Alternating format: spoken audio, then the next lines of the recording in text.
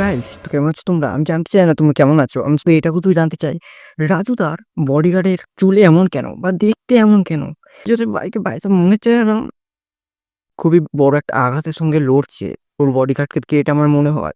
ঠিক আছে, মনে হতো ঠিক আছে, এখন আবার দেখছি নাকি তার চুল নাকি লাল হয়ে গেছে।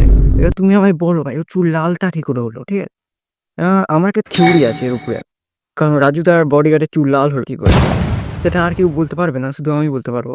সেটা হলো রাজুদা নিশ্চয়ই হয়তো একানে যখন থাকে তখন হয়তো গুটকা খায় তার বন্ধুকে নিয়ে, মানে তার বডিগার্ডকে নিয়ে। ঠিক আছে, তো বডিগার্ডকে নিয়ে সে গুটকা খায়, সে একা খায় না, তাকেও খাওয়ায়। সেই গুটকা খেয়ে বা পানি পিচগুলো সে ফেলে না, সেগুলো তার মাথার উপরে দিয়ে দেয়।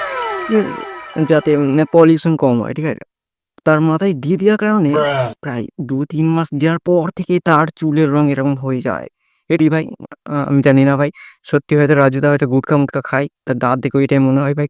ও মানে তার ত্বকায় তো হয়তো গুটখায় মেশায়, তাই জন্য লাল হয়ে যায় তার তরকারি। ঠিক আছে? তো আমি জানি না ওটা ভালো করে না। তো আমার তো মনে হয় ভাই, মানে এত ফেমাস কি করে ভাই? গুটখা লাভার এমনি কলকাতায় সবাই। আ